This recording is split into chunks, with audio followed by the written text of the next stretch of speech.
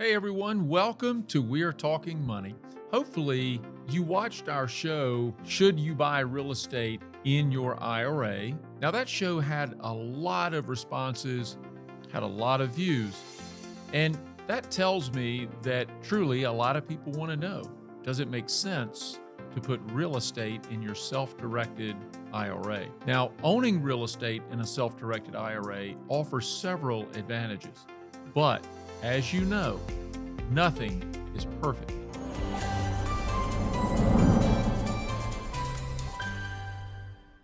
Welcome to another edition of We're Talking Money. I'm Phil Clark, wealth advisor and founder of OmniStar Financial Group. And today, it is all about real estate IRAs, aka self-directed IRAs. We did a show just a few months ago on how to establish a self-directed IRA for the purpose of owning real estate. We also covered prohibited transactions. They must be avoided. But that video, while it was good to help you understand how to set up the IRA and transactions that you must avoid, it did not focus on why self-directed IRAs may not be such a good idea. The key to any investment program is knowledge and execution. That's where we come in. Why not subscribe to our channel since we're developing new ideas every week with one goal in mind? That's helping you make better financial decisions. First, let me do a little refresher on why it seems like a great idea to use a self-directed IRA for purchasing real estate. Well, first, it allows you to diversify your retirement portfolio. Real estate can be a great investment. It generally appreciates, and when rented, it provides good cash flow. Next is the potential tax benefits. Now, we said in the last show that any rental income, capital gains, or appreciation that's generated by the property, all of those grow tax-free or tax-deferred. Of course, you pay tax on it when those dollars start coming out of the IRA. But during the growth phase, it's tax deferred, and that is a good thing. You can see from the chart, both offer great benefits, but which one is best? I think as we get into the disadvantages, you'll start to recognize which one is best for you. So the disadvantages start with complexity. So it's not simple. Managing your real estate investment in a self-directed IRA can be quite complicated. IRS rules must be followed. Remember, if you violate any of those prohibited transactions, your IRA could be disallowed, and that would make it taxable immediately. Second, you need to know something about real estate. Now, this might sound simple, and this might sound like a, well, of course, kind of thing. But buying real estate, whether it's land or a structure, there is no guarantee that it will make money. There's no guarantee that you know what you're doing. Making mistakes can be very costly, and they can prevent you from reaching your retirement goal. And after all, that's exactly what you're trying to achieve when you're doing anything in a retirement account like an IRA. The next disadvantage, it's liquidity constraints. While real estate can provide steady income through rents, it may be challenging to access funds quickly if you need them in an emergency. In fact, several steps must be taken, and of course, you're going to need a buyer for the property. Next, self-directed IRA real estate investments likely give up a number of tax benefits that could be obtained if the real estate is owned outright. Why? Well, real estate as an asset has two major tax advantages. First is profit from real estate will always be considered capital gain as opposed to ordinary income. Big difference. And that means if it's capital gain, you're going to enjoy a much lower tax rate. Secondly, is something called depreciation. Depreciation of the property can be used as somewhat of a tax deduction. That's the easiest way to think about it. When real estate is in your self directed IRA, all profit, while it is deferred, it's ultimately going to be counted as ordinary income, and depreciation, it's never considered. On the other hand, most rental properties, when they're owned outright, they generate income with little to no income tax. You heard me right, little to no income tax. And that is the efficiency that can be lost when you choose to own real estate in a self directed IRA. I'm not saying they're all bad. I am saying there's quite a few disadvantages that I don't think are talked about enough. Another potential disadvantage is RMDs. That's the old required minimum distributions.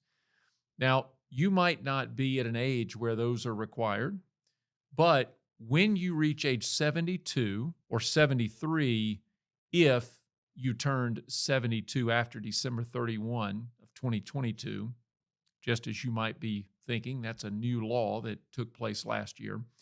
And so age 73 is likely the age that will affect you. And so those distributions, they are mandatory. And so because they're mandatory, that has to be thought about when it comes to owning real estate in your self-directed IRA. Now, if the real estate IRA holds any type of real estate investment or any illiquid asset for that matter, you need to know both the value of the account and the liquid cash in order to plan for those required minimum distributions. That means real estate must be appraised. Then your distributions need to be taken in cash. And depending on when you purchase the real estate, it's possible that some cash has accumulated from things like rental income. And let's hope so, because you can't exactly distribute, say, the front porch of your IRA rental property to yourself while leaving the rest of the property in the IRA. It doesn't quite work that way. If you don't have the cash in your self-directed IRA or in another IRA from which you could pull the required distribution, there is another option, and it's called InKind Distributions. An in-kind distribution allows an account holder to make a distribution from a real estate IRA by transferring a percentage of the property's ownership. In effect, the property is portioned and it becomes distributable. Here's how it works. So you, the account holder, would determine the amount of your RMD.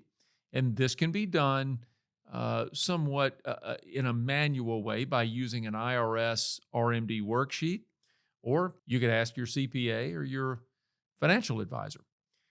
Once you know the amount of your RMD, you can start this in-kind process. And the first step is to have the property appraised. Now, keep in mind, this is not a market value assessment that your realtor performs. We're talking about a bona fide appraisal, and it is required by law.